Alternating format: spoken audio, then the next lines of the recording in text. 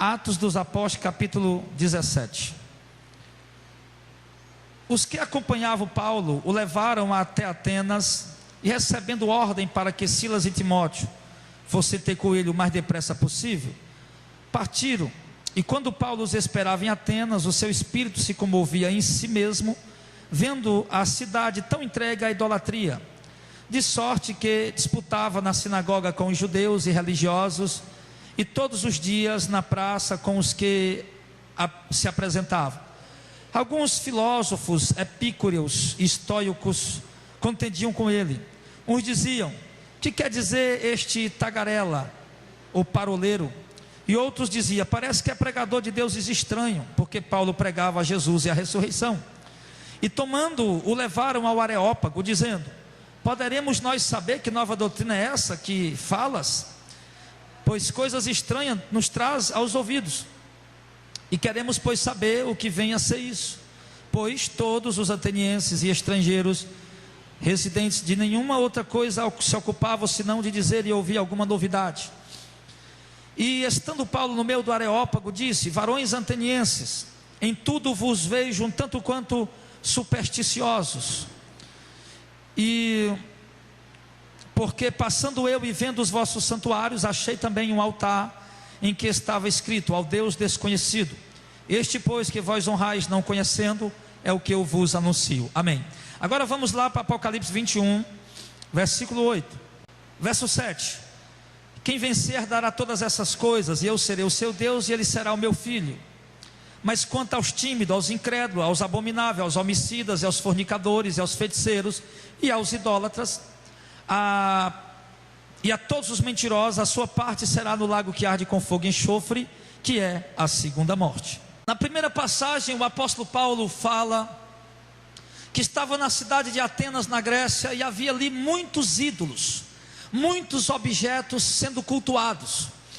E o espírito de Paulo se move dentro de si. Paulo fica angustiado e aflito com aquela situação, ao ver aquela cidade tão entregue à religiosidade, à idolatria e às superstições. Sim, porque a superstição também é idolatria. Quando aquele povo cultuava aqueles objetos, eles eram pessoas supersticiosas. E a superstição também é idolatria. E Jesus disse em Apocalipse 21, verso 8, que os idólatras, a parte deles é onde? No lago que arde com fogo e enxofre, que é a segunda morte, que nós chamamos de tormento eterno. Então, queridos, passou muito tempo onde a igreja evangélica brasileira combatia a idolatria. Era muito comum você ligar a rádio, era muito comum você ligar a televisão, era muito comum você ouvir um pregador no meio da rua, dentro dos templos, nas calçadas, anunciando que a idolatria é pecado, que os católicos tinham que abandonar as imagens, tinham que crer em Deus apenas em espírito, em verdade.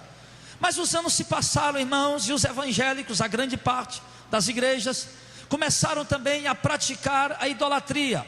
Só que, enquanto os católicos adoram a imagem de São Francisco, Padre Cícero, Maria, Santo Expedito, Santa Luzia, os evangélicos estão adorando o sabonete, o martelo e outras coisas mais, como nós acabamos de ver nesse vídeo. Então nós vemos, irmãos, que a igreja evangélica tornou-se uma igreja idólatra, uma igreja supersticiosa. E o que é que significa a palavra superstição? Porque Paulo estava lá em Atenas, dizendo: vocês são muito supersticiosos. E o povo, irmão, a superstição, ela atrapalha o homem crer em Deus. A superstição, irmão, ela atrapalha do homem ter vida com Deus, do homem ter comunhão com o verdadeiro Deus. Porque aquele povo de Atenas, Paulo disse: olha, vocês são muito supersticiosos. E quando Paulo falou isso, o povo dizia: o que é que esse Paulo está pregando aí? Está pregando Deus estranho? Está trazendo uma doutrina estranha? Por quê? Porque quando a igreja se torna idólatra, quando a igreja se torna supersticiosa, o evangelho puro e genuíno passa a ser uma doutrina estranha. Paulo estava pregando a ressurreição, falando de Cristo, da vinda do reino de Deus, e o povo achou aquilo estranho. E a igreja também está achando estranho hoje essa pregação, porque a igreja se tornou apóstata, idólatra. A igreja se tornou, irmão, supersticiosa. E o que é que significa a palavra superstição? Superstição, irmão, é uma crença fundamentada no medo ou no desejo de atrair a felicidade. Quer dizer, aqueles objetos ali, opa, eu tenho um respeito daquilo, eu tenho medo daquilo, ou então eu vou pegar aquilo ali para atrair felicidade. Isso é superstição. a pessoa tem essa crença.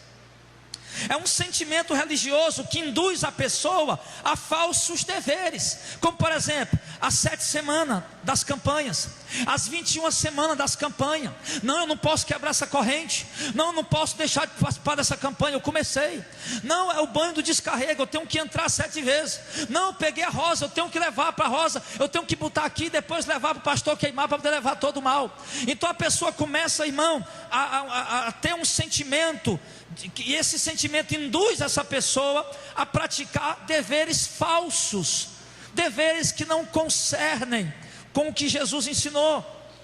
Prática de falsos deveres, ou então medo, receio de algumas coisas, e também a confiança em coisas que não têm eficácia alguma, como por exemplo, pregar uma rosa ungida e levar para casa. Estou depositando a minha confiança em algo que não tem eficácia alguma. Pegar um sabonete daquele ali que tem o nome do sangue do cordeiro, um sabonete feito de uma substância vermelha, e levar para casa para tomar banho com ele, irmão, isso não terá eficácia alguma na minha vida. Pegar algum daqueles anéis que nós vimos ali, o anel da proteção, o anel da prosperidade, o anel da bênção, o anel da vitória, o anel do desembaraça caminho, andar com essas coisas, irmão, são coisas ineficazes, que não traz proveito algum para a sua vida, que não lhe aproxima de Deus em momento algum, pelo contrário, lhe afasta de Deus, porque Jesus disse em João capítulo 5, que Deus é espírito, e importa que os seus adoradores o adorem em espírito e em verdade. Então se você quer ser um verdadeiro adorador de Deus, meu irmão, pega essa rosa ungida, queima lá na tua casa mesmo, pega esse anel ungido, joga ele fora, pega qualquer macumba que você recebeu dentro dessas igrejas evangélicas, descaminho neles, meu irmão, e confie em Deus, e adore a Deus em espírito, porque aí Deus vai se agradar da sua adoração. E essa superstição, irmão, ela tem atrapalhado a vida das pessoas. Ela atrapalha. A pessoa acha que fica com medo. Rapaz, e agora eu quebrei a corrente, e agora, meu Deus, o que é que eu faço? Vixe, a maldição vai vir sobre a minha vida. Então essas coisas atrapalham a vida das pessoas. O camarada saiu de casa e esqueceu do anel ungido, esqueceu do salmo da Santíssima Profissão, o salmo da Santíssima Proteção, esqueceu do martelinho, já está lá no meio do trânsito, meu Deus, eu tenho que voltar. Ele volta, perde tempo, atrasa tudo, porque esqueceu. Isso atrapalha a vida das pessoas, irmão. Isso é um embaraço na vida das pessoas. E uma pessoa supersticiosa é uma pessoa que crê e pratica essas coisas. Pessoa que crê e pratica. Eu, por exemplo, eu era supersticioso. Eu não podia ver eu fosse andando nunca, tinha uma chinela emborcada, eu tinha que desemborcar. Eu não abria um guarda-chuva dentro de casa. Eu era o cara mais supersticioso do mundo. Tivesse uma escada na calçada que ia passando, opa, eu voltava, né? Se viesse um gato preto, eu ia brigar com ele, para ele não cruzar a rua com ele. E meu irmão, eu era um cara supersticioso. E isso atrapalha a vida da gente, a superstição. E eu quero dar um exemplo, irmão, aqui, de superstições populares. Superstição secular, lá no mundo lá fora. No mundo lá fora, por exemplo, temos aí alguma superstição, como por exemplo, cruzar a rua com um gato preto. Dizem que dá azar, não é isso? Eles falam que isso dá azar, cruzar a rua com um gato preto. Outra superstição, quebrar um espelho dá 7 anos de azar, segundo a crença popular. Passar debaixo de escada também dá azar. Um sapato ou uma chinela de cabeça para baixo avisa que alguém vai morrer. Abrir um guarda-chuva dentro de casa atrai a morte. Sexta-feira 13 é um dia perigoso. Achar um trevo de 4 folhas atrai sorte. O pé de coelho atrás da porta também, ou no chaveiro do carro também, dizem que atrai sorte. Bater 3 vezes na madeira evita coisa ruim. O cabo disse uma coisa ruim aí, bate na madeira 3 vezes para espantar. Isso são crenças populares do mundo lá fora, né? Jogar moeda numa fonte de água diz que vai realizar o desejo.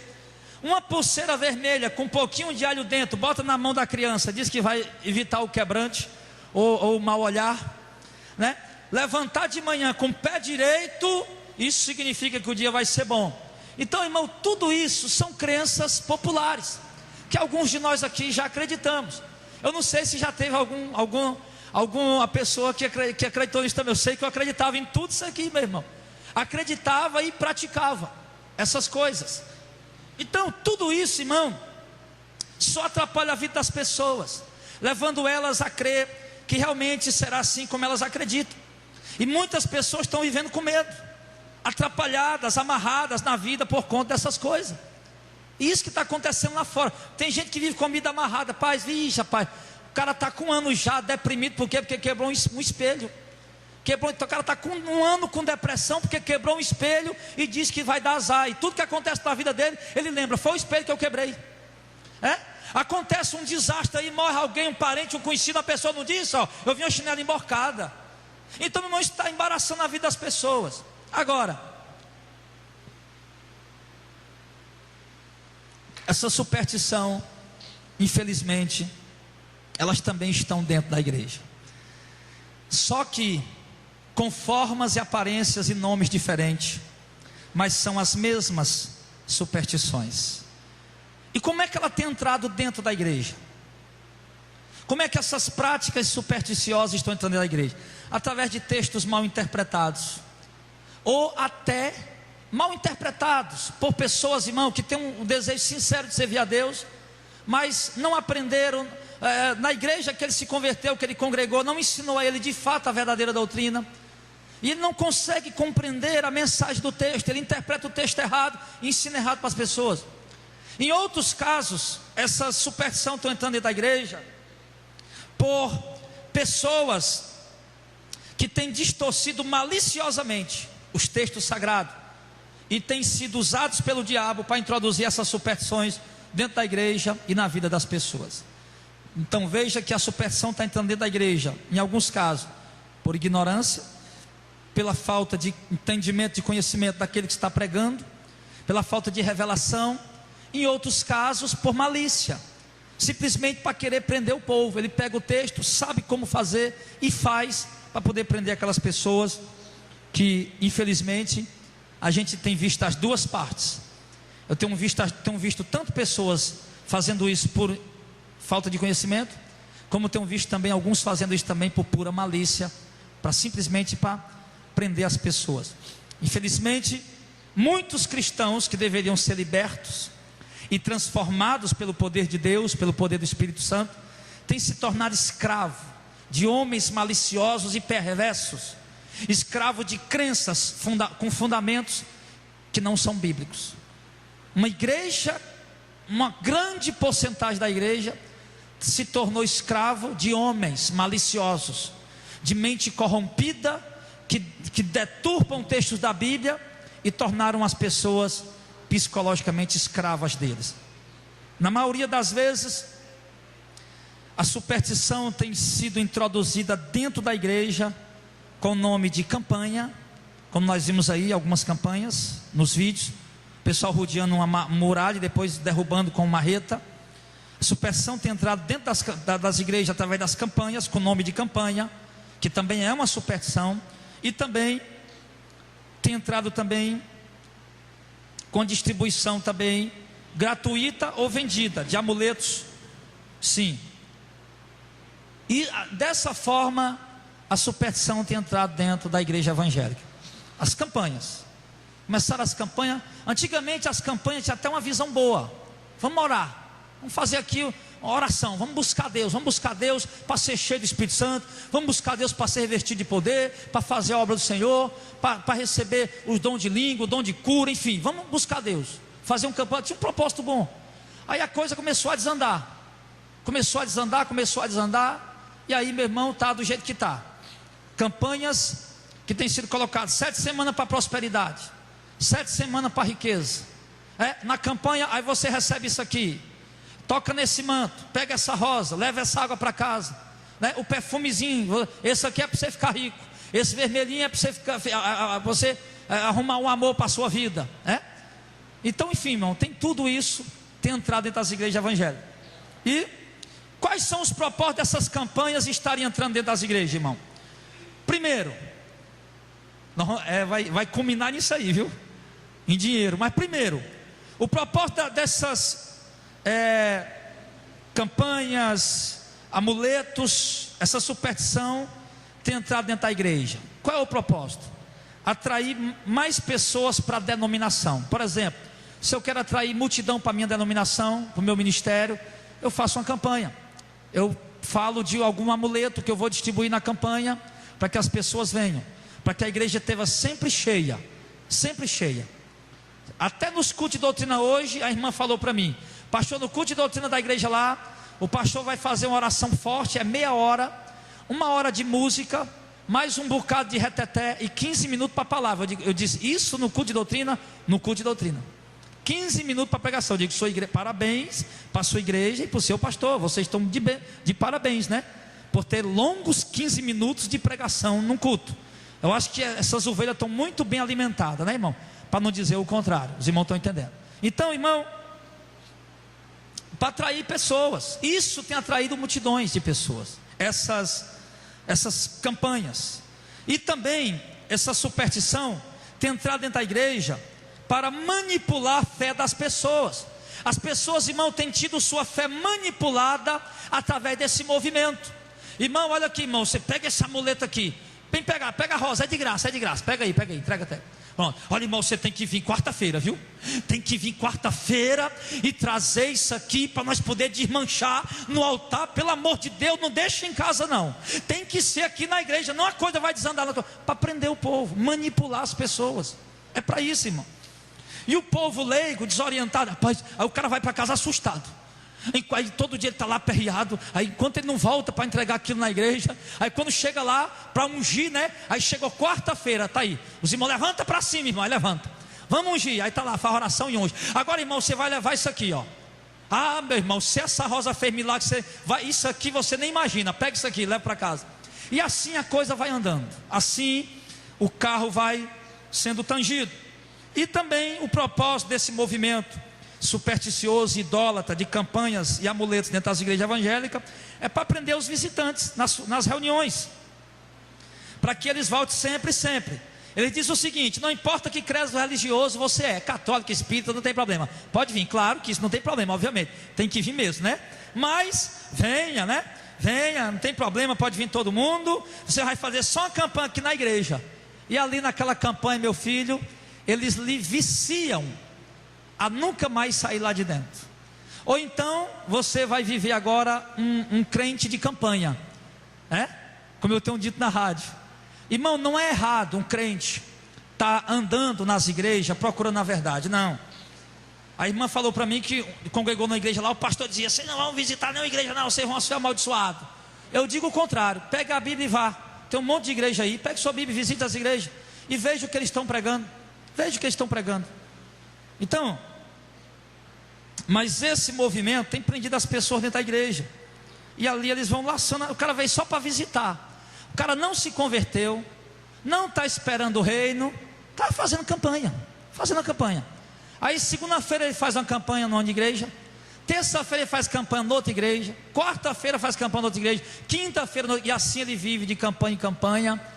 Você viu que campanha até da Santa Ceia estão fazendo, Santa Ceia das portas abertas, Santa Ceia da multiplicação, enfim, estão profanando, irmão, blasfemando e profanando a palavra de Deus, a santa palavra de Deus e o santo evangelho de Cristo.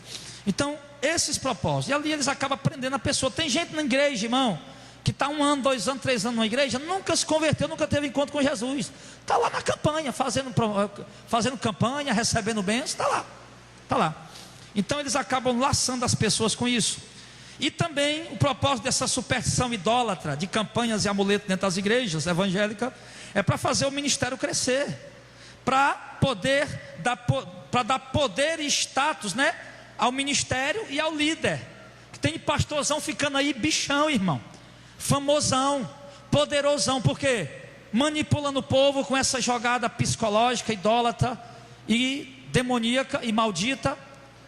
E o cara está crescendo, o ministério dele está crescendo, e as coisas estão acontecendo, e está todo mundo batendo palma para ele. Isso também serve, irmão, como o irmão falou, que vai culminar nisso sempre. Toda campanha que você vê, ela tem um fim. Todo amuleto, todo movimento, se tiver em igreja por aí, venha, irmão, é milagre, venha pouco. Aquilo tem um fim. Qual é? O fim: extrair o dinheiro das pessoas trabalhadoras que levantam cedo para trabalhar esforçadamente e ganhar o seu salário suado para sustentar suas famílias. E o que tem de crente aí ficando endividado dentro das igrejas com tanto envelope, né? É dízimo, é voto, é oferta alçada, saquetel, o cara sai da igreja com 5 envelopes. Uma irmã chegou aqui um dia, ouviu pela rádio: pastor, não aguento mais. O que foi, irmã? Pastor, estou endividado, pastor, todo culto lá, o pastor é 3 envelopes no mínimo. E ele entrega a nós o envelope sem a gente pedir, e depois diz: ó, irmão, você fez o voto, viu? Você tem que pagar. Então vai terminar nisso, irmão. Vai terminar nisso. Na verdade, uma campanha nunca vai ter o propósito real de abençoar as pessoas. Nunca vai ter esse propósito. Não se iluda com isso, não. O propósito será sempre ganancioso da parte dos líderes, e as pessoas estão sendo apenas massa de manobra na mão deles. Só isso. O propósito é sempre ganancioso. Ou é para projetar o ministério dele para a fama, ou é para crescer a igreja dele, ou é para tirar dinheiro do povo, enfim. Mas sempre, nunca tem um propósito real de abençoar as pessoas. Nunca tem, nunca. As mais diversas superstições também têm sido usadas para atingir esses fins gananciosos da parte da liderança de algumas igrejas. Mais diversos tipos de superstição tem sido usado para atingir esses fins. E vamos ver aqui alguns exemplos de superstição agora dentro da igreja evangélica. As campanhas, a idolatria, a superstição, os amuletos nas igrejas têm um propósito, não de abençoar o povo, de juntar multidão, de extrair dinheiro do povo, fazer o pastor ficar rico, fazer o pastor ficar famoso, dar poder ao ministério, enfim. E para atingir isso, eles têm usado vários tipos de campanhas, amuletos, superstições, enfim. E nós vamos ver alguns exemplos que têm sido usados nas igrejas evangélicas. Primeiro exemplo, irmão, são os amuletos. Você recebe hoje, numa determinada campanha, ou num determinado propósito, um amuleto, mas que só vai ser consagrado no próximo culto. E você, ao recebê-lo, você fica com temor de que tem que levar de volta para ser consagrado, para que não traga maldição sobre a sua vida. Então, o primeiro instrumento que é usado por algumas igrejas, irmão, são amuletos. Venha para receber isso hoje, é de graça. O lenço da cura, a toalha da bênção, o tapete que abençoa o seu lar, a proteção do lar, você colocar de trás da porta. Quando você for sair, você faz uma oração. Então, entrega-se isso nas igrejas, atrativo para as pessoas irem. E a segunda coisa, as correntes e as campanhas, 7 semanas, 3 semanas, 21 dias, ou até alguns meses. E elas têm um determinado propósito, e aí a pessoa fica com medo de quebrar a campanha ou a corrente, porque acredita que se quebrar a campanha ou a corrente vai ser amaldiçoada, ou não vai receber a proposta da bênção que foi dita na campanha que ele ia receber. Se você quebrar essa corrente, a bênção não vai chegar na sua casa. Se você quebrar este propósito, a bênção não vai chegar na sua casa. Então é um propósito, é um meio que eles têm usado para atrair as pessoas. E muitas vezes esses amuletos são vendidos e os preços são exagerados. Uma vassourinha como essa, você lembra o preço, Janaína, não? R$1.000, o irmão lembra? R$1.000 a vassoura. Uma vassoura dessa é quanto? Não começa aí? R$7, irmão. Irmão, eu acho que eu vou abrir um comércio de vassoura ungida, dá lucro demais. Você vai ali e compra uma vassoura por R$7, vende por R$1.000, meu irmão. Com pouco dia eu vou estar rico aí. Então uma vassoura dessa, compra por R$7, vai vender por R$1.000 na campanha. Não, irmão, o irmão Clésio, outro dia, cadê o irmão Clésio? O irmão Clésio está lá? O irmão Clésio está lá atrás. Um dia desse o Clésio ligou para uma igreja dessa aí. O que era lá, Clésio? O que era lá que ele estava dando na igreja, vendendo? A fronha. Rapaz, irmão, eu vi a propaganda da fronha aí. Essa fronha aí, a gente recebe uma benção, né? Se tiver ela, sim. Irmão, eu queria uma fronha dessa aí. Ele disse, amém, meu irmão. Aí começou lá a anotar o nome dele, né, e tal. Aí ele falou, irmão, agora tem um problema, eu não tenho uns R$153 para dar, não. Aí a atendente falou, ei, irmão, aí fica difícil assim, né? Quer dizer, é para abençoar o povo, mas se não tiver o dinheiro para levar, não tem a bênção para eles. Aí eu pergunto, irmão, é maldade isso? Se eu sou um pastor de ovelhas, se eu sou um pastor do ministério, eu acredito que esse lenço vai fazer milagre na tua vida, que essa chave ela vai te dar prosperidade. Eu só te dou se tu me der R$150, eu estou sendo mal. Por quê? Porque os que podem vão dar os 150, os que não podem vão ficar sem receber a prosperidade. Mas a mentira é tão bem contada, e o povo cai nisso, que até a pessoa pobre que não tem os 150 reais, ele arruma emprestado, dá um jeito para poder comprar aquele objeto, para poder adquirir aquilo. Então, muitas vezes são vendidos em preços caríssimos.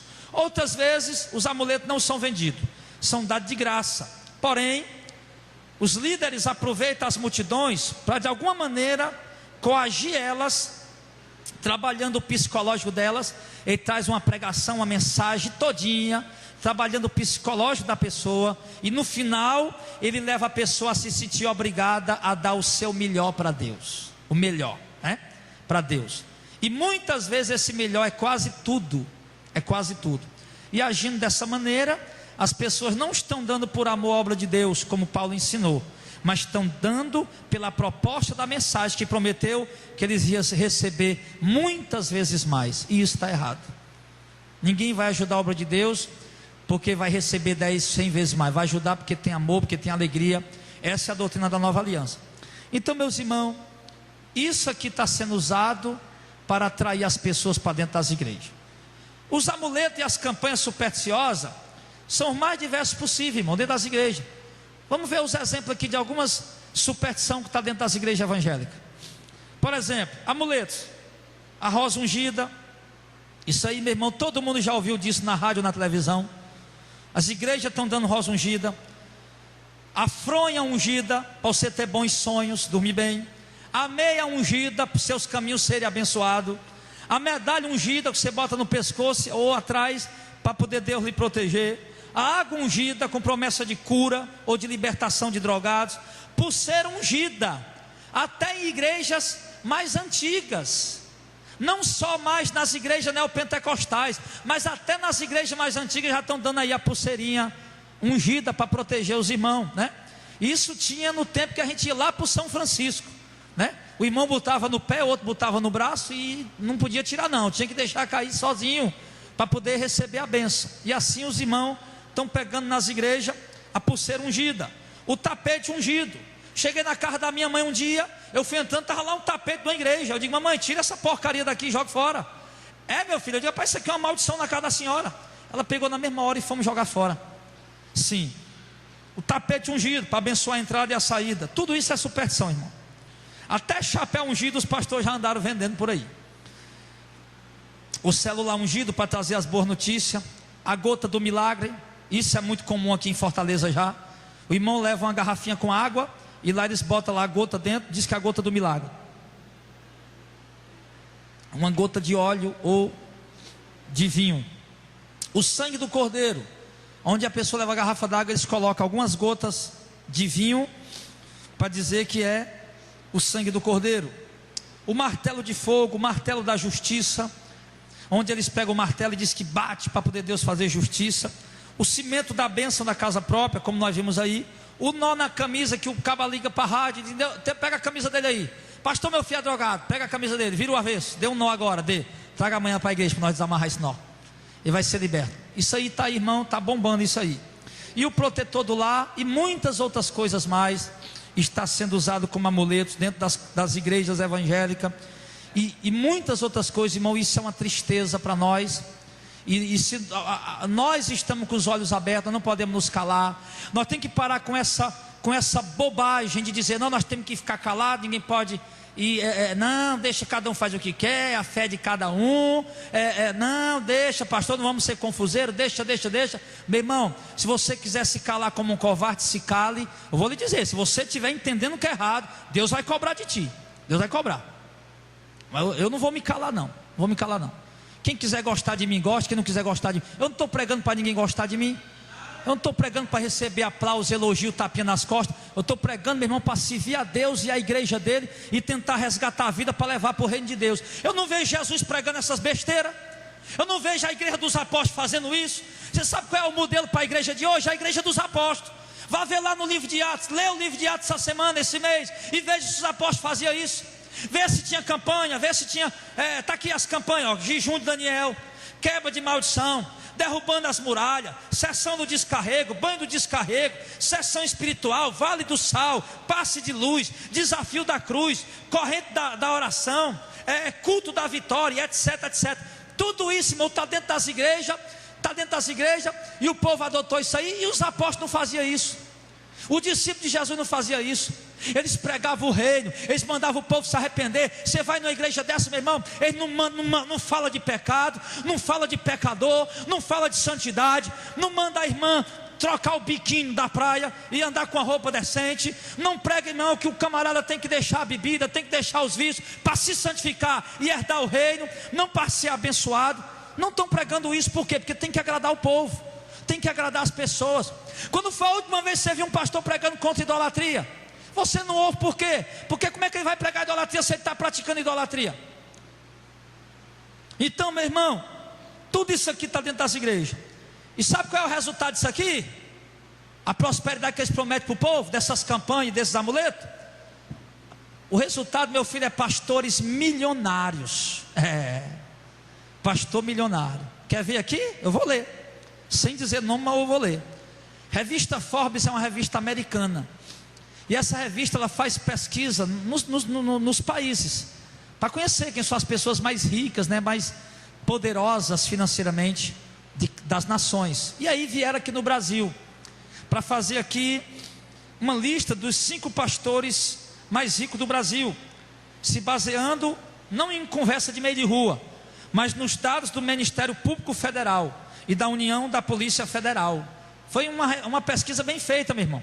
Não foi eu achei um papel aqui no meio da rua. A Igreja Missão de Fé, a igreja mais rica do Brasil, está aqui o papel escrito com uma caneta no meio da rua. Não foi assim, não.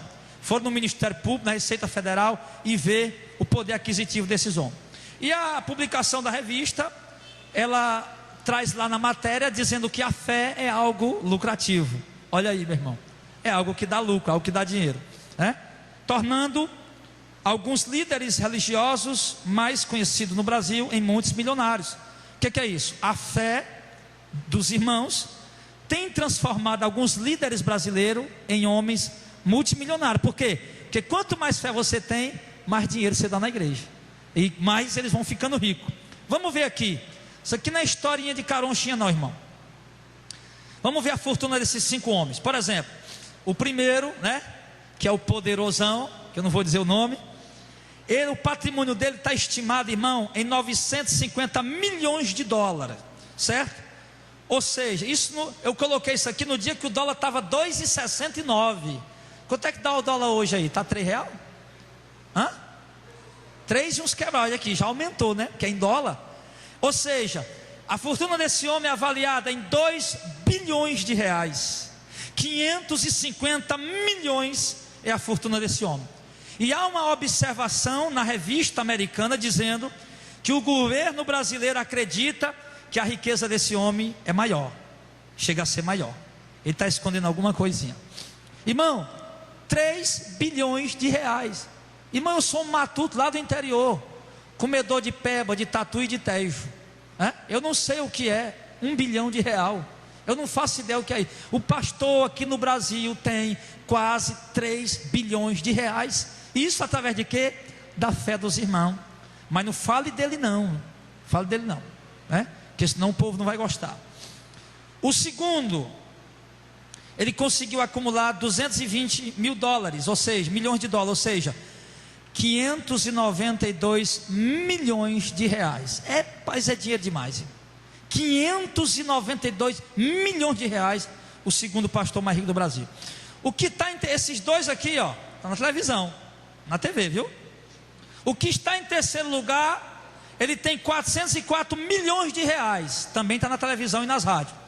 O que está em quarto lugar, o patrimônio dele chega a 336 milhões de reais.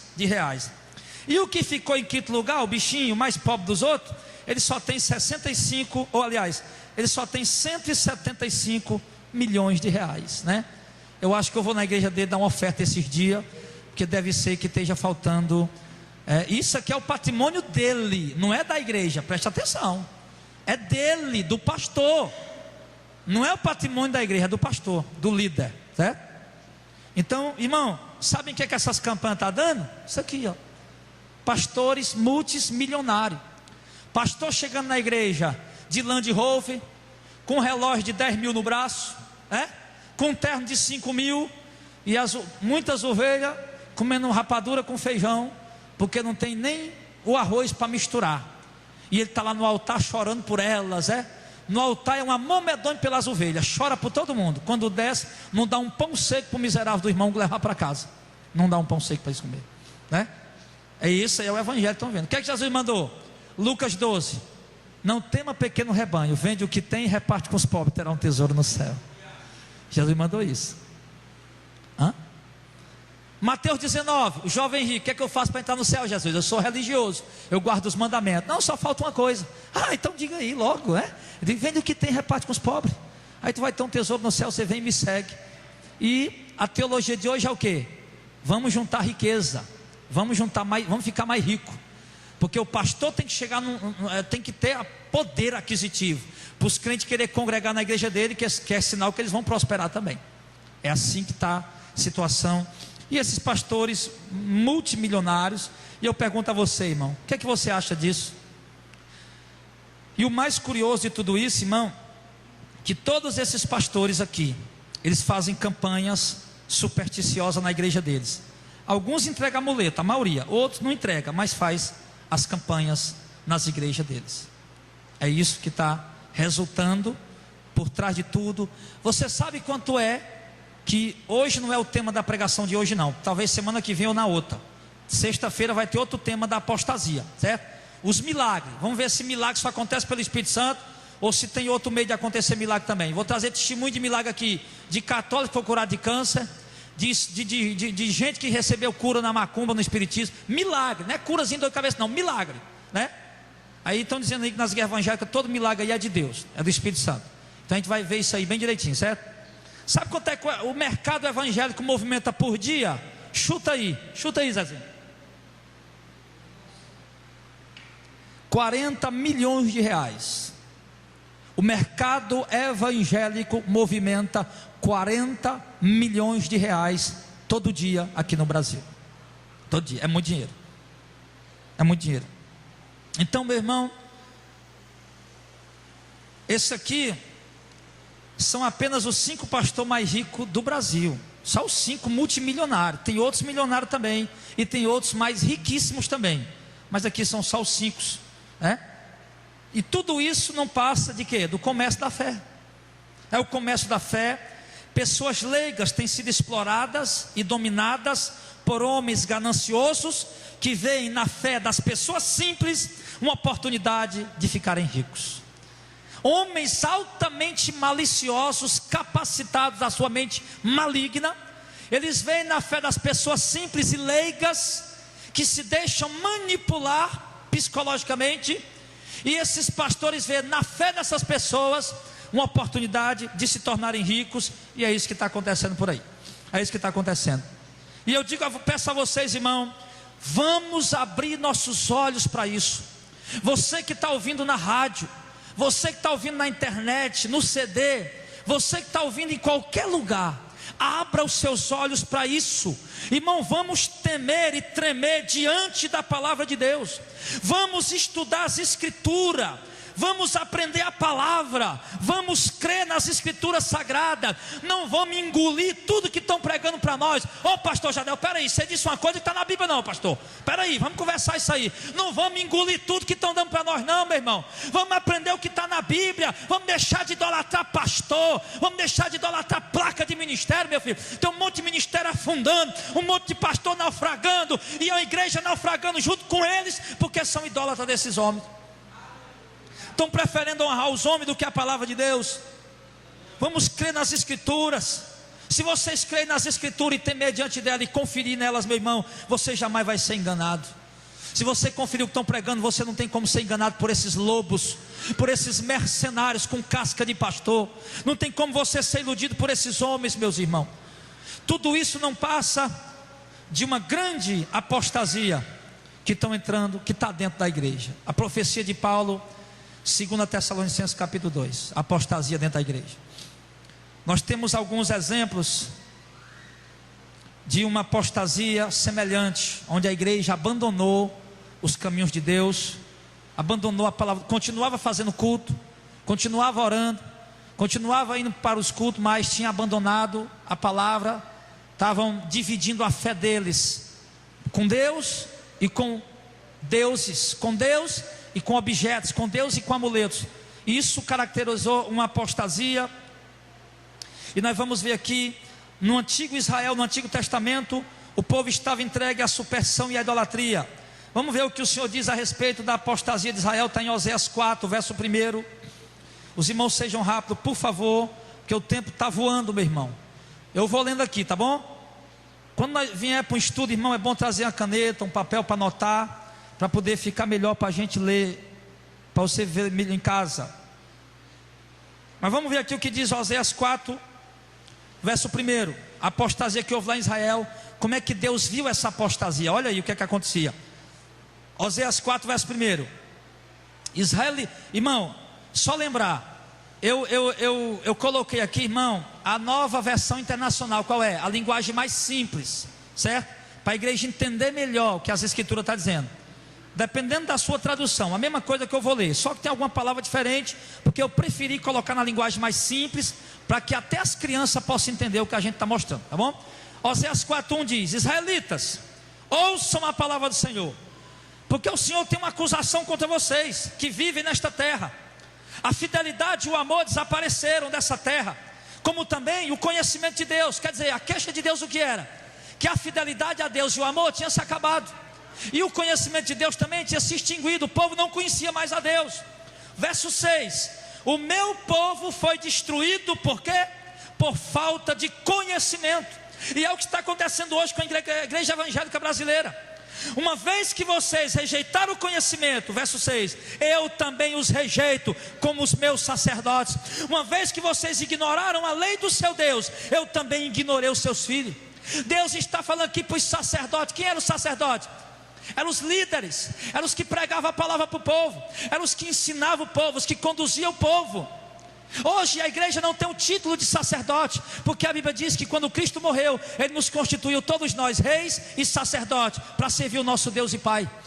Todos nós somos sacerdotes, mas no entendimento do Antigo Testamento, o sacerdote era o que ensinava. Então no entendimento de hoje, os líderes que estão ensinando. E Deus está dizendo aqui que rejeitou os sacerdotes, rejeitou os líderes. Por quê? Porque eles não conheciam mais a Deus, rejeitaram o conhecimento de Deus, também Deus rejeitou eles. Verso 7: quanto mais aumenta o sacerdote, e tem aumentado muito a liderança de hoje evangélica, mais eles pecam contra mim. Trocaram a glória deles por algo vergonhoso, que foi a superstição e a idolatria. O que é que Deus está dizendo aqui, irmão? Quanto mais se multiplica, na visão de hoje, quanto mais se multiplica os ministérios, quanto mais se multiplicam os pastores e pregadores, mais eles pecam contra mim, diz o Senhor. Verso número 8: eles se alimentam do pecado do meu povo e têm prazer na sua iniquidade. Ou seja, o povo está pecando, mas eles estão achando bom, porque estão tendo lucro com isso. O povo está em idolatria, o povo está na apostasia, o povo virou um povo idólatra, mas eles estão achando bom, porque eles estão engordando com isso. Como diz, estão comendo a lã, a gordura, a pele, a carne das ovelhas, e ainda estão lambendo os ossos. É isso que está acontecendo. Eles, verso 10, aliás, verso 9: portanto, castigarei tanto o povo quanto os sacerdotes, por causa dos seus caminhos, e lhe retribuirei os seus atos. Está vendo aí? Como é que Deus olha para uma apostasia? Pastor, mas isso foi dito lá para Israel. Claro, foi dito para Israel. Eu não estou querendo trazer isso como doutrina para hoje. Eu estou só querendo lhe mostrar o seguinte: como é que Deus enxerga uma apostasia, e o que é que Deus faz com aqueles que são apóstatas. Porque a Bíblia diz que Deus não muda. Embora a aliança tenha mudado, a doutrina mudou, é verdade, a aliança mudou. Não vivemos mais a antiga aliança, vivemos a nova aliança. Não vivemos mais a lei, vivemos agora a graça. Mas Deus, filho, Ele não muda. Se Deus detestou a apostasia e castigou aquele povo da apostasia, então pode esperar que no dia da visitação, Deus também vai castigar os apóstatas dessa geração. Vai castigar. Ah, pastor, mas eles estão se dando bem, e vão se dar bem cada vez mais, porque em 2 Tessalonicenses a Bíblia fala da operação do erro que ia ser enviada para o mundo. Iam surgir homens operando milagres só para enganar o povo, e a Bíblia diz que Deus enviaria para eles a operação do erro, para eles acreditar na mentira, para poderem serem condenados. E por que Deus vai fazer isso, pastor? Porque eles não receberam a verdade de Deus com amor, não amaram a palavra de Deus. Por isso Deus vai fazer isso com eles. Então Deus está dizendo, irmão, que vai castigar tanto o povo como os sacerdotes. Ou seja, Deus vai castigar tanto os líderes dessa nação que estão em apostasia, praticando superstição, ensinando o povo errado. Vai castigar eles, como vai castigar também o povo. E nós, irmão, tem gente que não entende, pastor, mas eu não entendo. Eles estão prosperando e vão prosperar, vão se tornar cada vez mais poderosos, porque o juízo de Deus não chegou ainda. Agora, quando aquele que era e que há de vir, aquele que tem todo o poder, se assentar no trono branco para julgar as nações, neste dia, eles vão se esconder dentro de covas e cavernas, tentando fugir da presença dele, mas não vão conseguir. E o que está no versículo 41 de Mateus 25: apartem-se de mim, malditos, para o fogo eterno, preparado para o diabo e os seus anjos. Verso 10, Deus diz assim: eles comerão, mas não terão o suficiente. Eles se prostituirão, mas não aumentarão a sua prole, porque abandonaram o Senhor para se entregarem à prostituição, ao vinho velho, ao vinho novo, o que prejudica o discernimento do meu povo. Quando ele diz a prostituição, não está falando de relação homem com mulher, está falando da prostituição espiritual. A igreja traindo a Deus, sendo leviana, sendo aleivosa. Verso 12: eles pedem conselho a um ídolo de madeira. Não é isso que estão fazendo? A rosa ao objeto, e um pedaço de pau. De um pedaço de pau eles recebem a resposta. E por quê? O verso 12, o final diz: um espírito de prostituição se eleva, um espírito de prostituição os leva a se desviar. Eles são infiéis ao seu Deus. Olha aí, o que é que tem levado o povo a se desviar? Um espírito de prostituição. Prostituição espiritual. É isso. Deus, aí ele diz no verso 13: sacrificam nos altos dos montes, queimam incenso nas colinas, debaixo de um carvalho, de um estoraque e de um terebinto, onde a sombra é agradável. Por isso as suas filhas se prostituem e as suas noras adulteram.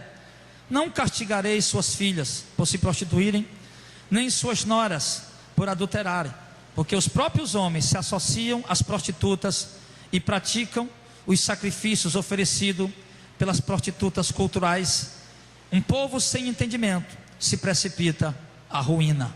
Amém. E o povo fazia tudo isso porque não tinha entendimento, e estava se precipitando ao abismo, à ruína. Eu me lembro do que Deus disse por intermédio do profeta: o guia desse povo são devoradores, e os que estão sendo guiados por eles estão sendo devorados. O que Jesus disse para os fariseus, se não me engano, Mateus 15, quando Jesus pregou uma palavra, os fariseus ficaram escandalizados, e os discípulos disseram: Jesus, os fariseus escandalizaram com a tua palavra. E Jesus disse: deixem eles, são condutores cegos, e se um cego guiar outro cego, os dois vai cair no barranco. Essa é a situação da igreja, de uma parte da igreja evangélica brasileira. Porque Deus, meu irmão, Ele exige ser adorado, não através de amuletos, nem através de campanhas, mas em espírito e em verdade, como verdadeiros adoradores. É o que está em João 4, 23, 24, ele diz assim: no entanto está chegando a hora, e de fato já chegou, em que os verdadeiros adoradores adorarão o Pai em espírito e em verdade. São esses que o Pai procura. Deus é espírito, e é necessário que os que o adorem em espírito e em verdade. Nós não precisamos de campanha, nós não precisamos de amuleto. Deus é espírito e deve ser adorado em espírito e em verdade. O católico tira as imagens da sua penteadeira, tira as imagens da porta da sua casa, tira as imagens da entrada da sua casa, do seu quarto, da parede da sua casa. Padres, tire as imagens de dentro dos templos.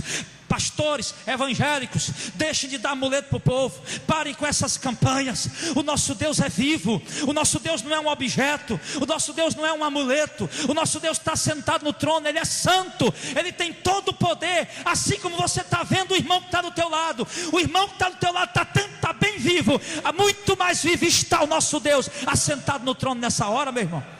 Ele é Deus e é vivo, Ele quer ser adorado com o teu coração.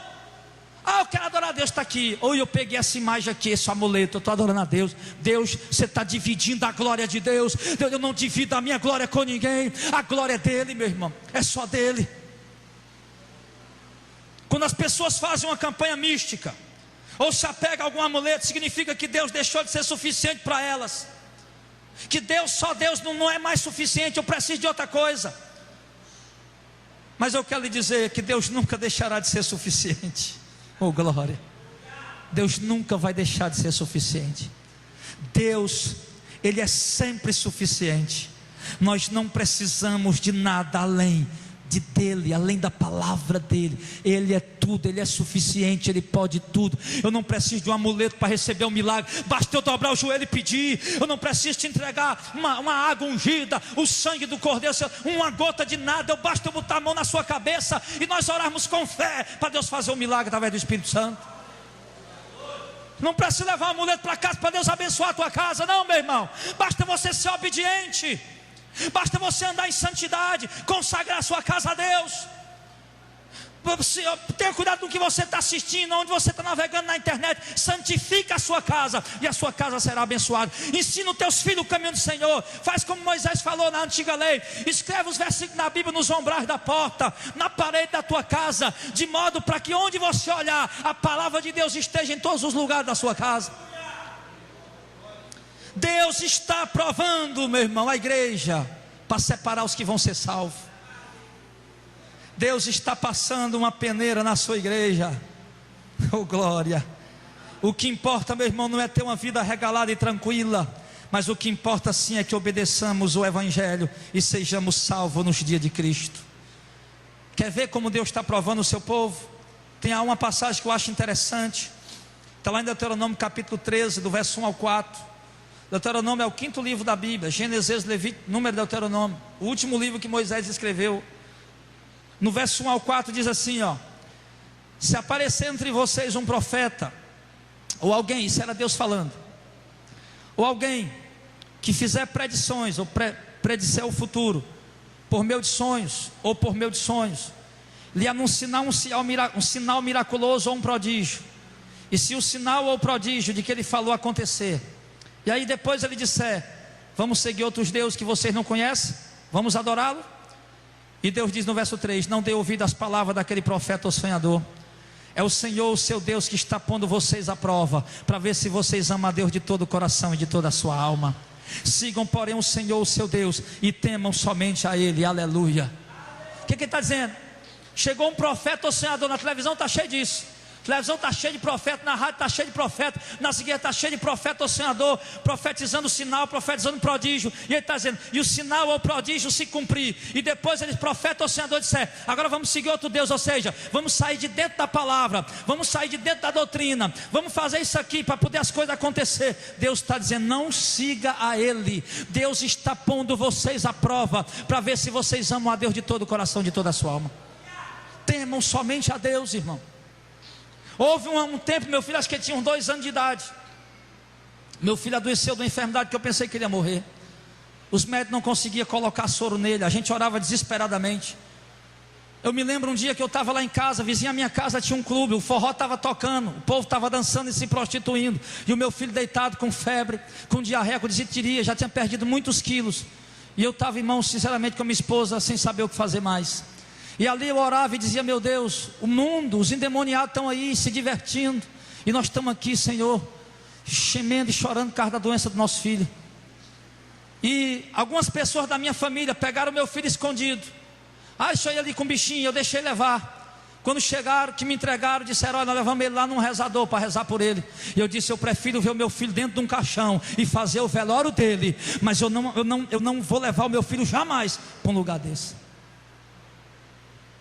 Não vou levar jamais. E aí, meu irmão, aconteceu um caso parecido com a irmã aqui na igreja. A irmã disse para mim: pastor, estava lá um menino doente, meu irmão doente, ninguém dava jeito. E aí a minha esposa foi lá, e Deus mostrou para ela: meu filho, Deus mostrou que tem um demônio ali naquela criança, vamos repreender, vamos lá. Pronto, vamos lá, fomos, terminamos o culto, fomos lá. Chegamos lá, a criança fazia dias, oramos, repreendemos mal, o menino ficou bom. Dormiu a noite toda, acordou bom como se não tivesse nada. E a irmã disse para mim: pastor, naquele dia eu estava determinado a ir lá no rezador e levar o menino para o rezador rezar. E eu tinha dito para Deus: vou levar para o rezador rezar, e se meu filho ficar curado, nunca mais eu boto o pé na igreja. Eu disse para ela: minha irmã, Deus teve misericórdia de ti, porque tu podia muito bem ter levado teu menino no rezador, ele ter benzido ele com um galho de pinhão, e o teu filho ter ficado curado, e tu ia ser enganada por esse espírito de prostituição, por esse espírito do engano que está enganando o povo, e tu ia achar que recebeu uma cura da mão de Deus, mas foi do espírito enganador, para não seguir mais o evangelho. Deus está provando o seu povo. Eu quero um milagre, pastor, eu quero uma cura, pastor, mas eu não quero a qualquer preço. Eu só quero se vier da mão de Deus. Eu não preciso de um amuleto, de uma campanha, de um objeto. Eu vou juntar a igreja, vamos orar e vamos pedir a Deus, e crer que Deus vai abrir o céu e vai fazer a cura que eu estou precisando. Deus está provando o seu povo. Aí o sonhador e os profetas estão aí, entregando o milagre, entregando amuleto, e o povo está seguindo. E Deus está dizendo aqui: não siga, Deus está provando você. Tema apenas a Deus, tema somente a Ele. Jesus nunca nos mandou fazer campanhas. Eu não encontro uma única campanha, de Mateus a Apocalipse, eu não encontro uma única campanha. Jesus curou um cego, cuspiu no chão, fez lodo, botou nos olhos. Aí um dia Jesus pregou uma mensagem, o povo foi embora. Aí Jesus chamou: Pedro, vem cá, Pedro, Tiago, João, vamos fazer uma campanha? Lembra daquele cego que eu curei? Lembro. Pois é, traga um monte de lodo aí, eu vou cuspir aqui, vamos fazer lodo. Aí nós compramos uma caixinha, bota dentro, vocês chamam o povo: ó, Jesus está fazendo a campanha do lodo ungido. Vai abrir o olho de cego, levantar paralítico, vai dar prosperidade. Vem todo mundo para a igreja. Jesus nunca fez isso. Jesus nunca fez campanha, nunca fez nada disso, irmão. Ele sempre nos ensinou a seguir a sua palavra. Todos os milagres e curas que Jesus Cristo fez, Ele nunca nos ensinou a prática de superstição, ou apego e confiança em objetos e amuleto. Nunca, jamais Ele nos ensinou isso. Ele mandou sempre que nós tivéssemos fé em Deus. Talvez você esteja dizendo agora: pastor, você não quer o nosso bem? Pastor, você não quer a nossa prosperidade? Pastor, você não quer nos ver bem? E eu quero lhe dizer para você, meu irmão, que o teu bem-estar não está em uma campanha ou em amuleto, mas na obediência com temor à santa palavra de Deus. O teu bem-estar depende disso, a tua tranquilidade depende disso. Jesus disse: no mundo tereis aflição, mas lembre, tem bom ânimo, eu venci o mundo. Jesus disse: eu vos deixo a paz, a minha paz vos dou. A tua paz não está no dinheiro, não está na riqueza, não está no carro importado, nem numa mansão na beira da praia. A tua paz está numa vida na presença de Deus, e obediência ao santo evangelho, e a certeza e a convicção de quando a trombeta tocar e Cristo vier do céu, você será arrebatado para morar com Ele. Nisso está o nosso bem-estar. Está cheio de gente rica aí, deprimido, vivendo às custas de Lexotan e sei lá o que mais. Está cheio de gente rica aí dando um tiro na cabeça, se matando. Dinheiro não é o teu bem-estar, não depende de dinheiro, depende da vida com Deus. Não tem nada melhor para a vida de um homem e de uma mulher do que ele andar em comunhão com a presença de Deus, do que ele poder dobrar o joelho e contemplar Deus ali diante dele, do que ele poder abrir a boca, falar e saber que Deus está lhe ouvindo, saber que Deus anda com ele, ele olhar para o céu e saber: a cidade de gloriosa está acima dessas nuvens, acima desse céu, e um dia eu entrarei por esses portões gloriosos e andarei nas ruas de ouro e habitarei para todo sempre na casa do meu Deus. Nisso está, meu irmão, o nosso bem-estar e a nossa alegria. Não está em campanhas, em amuletos. Muitos estão maravilhados com esse movimento supersticioso que está aí nas igrejas. As multidões estão seguindo isso, estão correndo atrás disso. Mas saiba de uma coisa, meu irmão: nada disso está agradando a Deus. Nada disso está agradando a Deus. Tudo isso não passa de prostituição espiritual. E o Senhor vai retribuir isso no dia da visitação, no dia do juízo. E alguém pode dizer: pastor, se isso é um engano, por que é que Deus permite que o povo seja enganado? Jesus disse em Mateus 24:11: porque surgirão falsos profetas e enganarão a muitos. Jesus predisse. E ele diz assim: ó, tenham cuidado que eu estou avisando antes que aconteça. Pastor, se isso é um engano, por que é que Deus está permitindo o povo ser enganado? Mateus 24, Jesus diz: porque surgirão falsos cristos e falsos profetas, e realizarão tão grandes milagres e maravilhas, para se possível enganar até os eleitos de Deus. Os falsos profetas estão aí, os milagres estão aí dos falsos profetas, os amuletos estão aí, mas Jesus disse: eu estou avisando antes que aconteça. E você ainda acha que Deus está deixando o povo se enganar? O povo está se enganando porque quer, filho. Por quê, pastor? Porque Jesus já avisou antes que acontecesse. E o povo não está dando ouvido à palavra de Deus. O povo só quer saber de bênção e vitória. Os apóstolos também profetizaram sobre isso.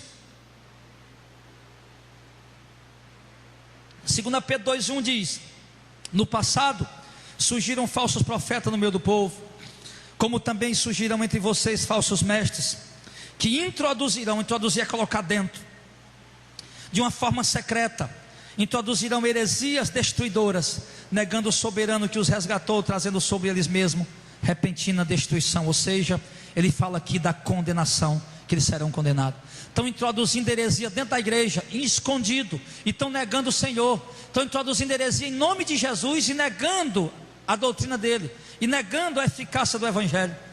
2 Tessalonicenses capítulo 2, do verso 7 ao 12 diz: a verdade é que o mistério da iniquidade já está em ação, restando apenas que seja afastado aquele que agora o detém. Então será revelado o perverso, a quem o Senhor Jesus matará com o sopro da sua boca, e destruirá pela manifestação da sua vinda. A vinda desse perverso é segundo a ação de Satanás. Ele fala aqui do falso profeta e do anticristo. Ele vem com todo o poder, com sinais e com maravilhas enganadoras. Poder, sinais e maravilhas para enganar. Ele fará uso de todas as formas de engano,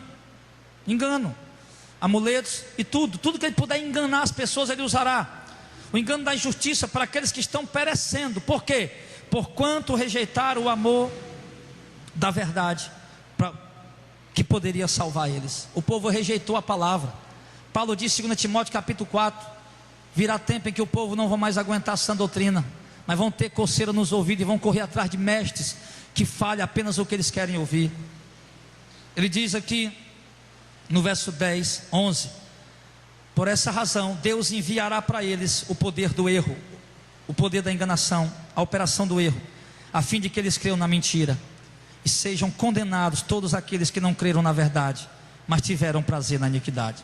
E já que o povo está fazendo tudo isso, Deus envia para eles a operação do erro, para eles crer cada vez mais e mergulhar cada vez mais. É incrível isso aqui que o texto está dizendo. Eu me lembro do que o Paul Washer falou, irmão, que os falsos profetas, o Paul Washer é um pregador norte-americano, um homem de Deus, e ele disse o seguinte: os falsos profetas são o juízo de Deus para as nações. O próprio Deus enviou esse juízo para as nações. Os falsos profetas é um juízo de Deus para as nações. Deus está enviando a operação do erro para aqueles que não creram com amor na verdade, para eles acreditar na mentira e depois serem condenados. Isso é muito grave, é muito sério. Então, eu sei que é difícil crer em tudo isso, mas é a verdade profética das Escrituras, e nós não podemos esconder essa verdade. E tudo que o diabo quer, meu irmão, é fazer com que você desobedeça o Evangelho e seja condenado. E se o diabo não consegue fazer isso, enganar você de outra maneira, ele está distorcendo a verdade do Evangelho. Ele já viu que com mulher você não cai mais, ele já viu que com bebida você não cai mais, ele já viu que o povo quer viver uma vida de aparentemente piedosa e religiosa. O povo tem sede de religião. Então o diabo agora entrou dentro da religião. Aliás, ele já está dentro dela há muitos anos, e está ali distorcendo a verdade do Evangelho, tirando a genuinidade do Evangelho, para que você, meu irmão, que ama Jesus Cristo e deseja seguir a Jesus para ser salvo, o diabo está distorcendo o Evangelho para que você seja enganado e seja condenado, como está escrito em 1 Tessalonicenses capítulo 1, do verso 6 ao 10, quando Paulo diz assim: é justo da parte de Deus retribuir com tribulação aos que atribulam vocês, e dar alívio a vocês que estão sendo atribulados, e a nós também. Isso acontecerá, preste atenção, quando o Senhor Jesus for revelado lá do céu, com os anjos do seu poder, no meio de labaredas de fogo, e Ele punirá os que não conhecem a Deus e os que não obedecem ao Evangelho de nosso Senhor Jesus Cristo. Jesus vai vir como chama de fogo para punir quem não conhece a Deus e quem não obedece o Evangelho. Os que não conhecem é um caso diferente, e os que conhecem e não obedecem é outro caso diferente. Jesus falou sobre isso. Se alguém conheceu a vontade do seu Senhor e não praticou, será castigado com poucos açoites. Mas quem conheceu e não praticou, será castigado com muitos açoites. O que Jesus nos dá a entender, teologicamente falando, nesse texto? Que no inferno há grau de sofrimento. Quem não conheceu vai sofrer, mas quem conheceu e não praticou vai sofrer muito mais. É isso que dá a entender esse texto que Jesus falou. Então,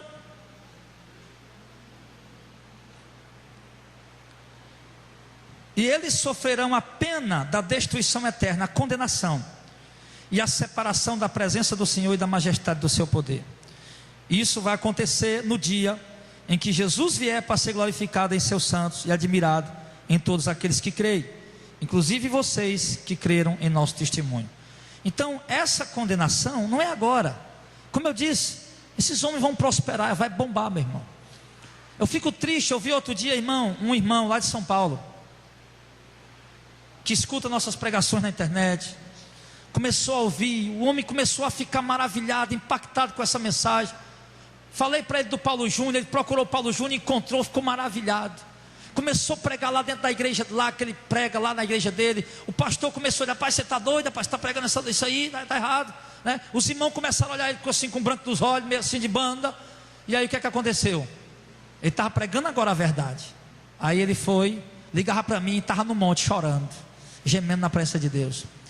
Aí não aguentou mais não, saiu do ministério, foi para outro. E agora, meu irmão, o homem mergulhou numa apostasia, foi laçado de novo pelo laço do engano. E ele colocou assim outro dia na internet: um tempo da minha vida eu quis imitar pessoas, mas depois eu aprendi que eu não precisava imitar ninguém, eu bastava ser eu mesmo. E aí, meu irmão, eu pensei, se para ser eu mesmo eu fosse ser um apóstata, eu prefiro imitar a Cristo, o apóstolo Paulo, o apóstolo Pedro, ou qualquer homem de Deus que esteja vivendo a verdade, mas não, e me libertar do meu homem apóstata e herege. Então, meu irmão, nós temos que ter muito cuidado, porque até aqueles que estão enxergando, pode ser muito bem que percam a visão.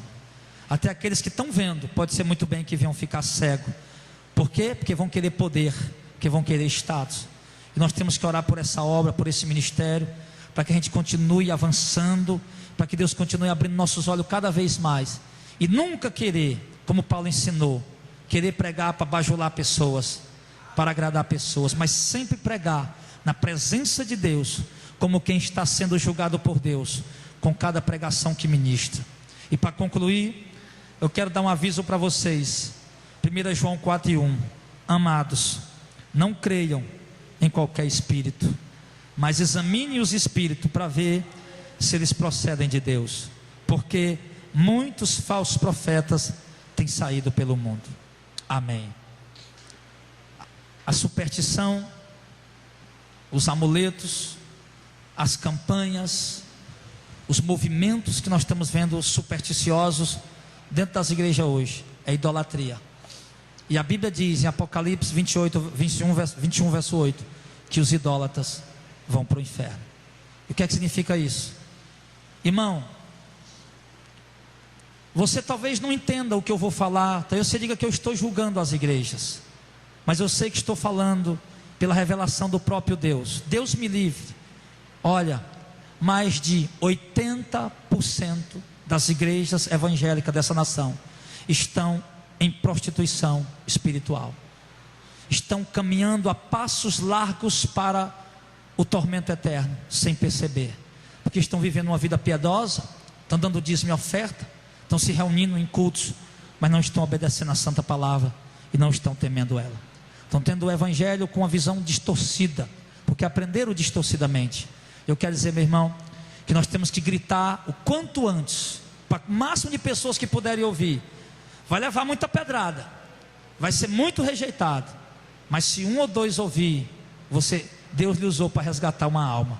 E a Bíblia diz que uma alma, a Bíblia sugere que uma alma, ela vale mais do que o ouro e a prata do mundo inteiro, porque ela foi comprada pelo sangue de Jesus.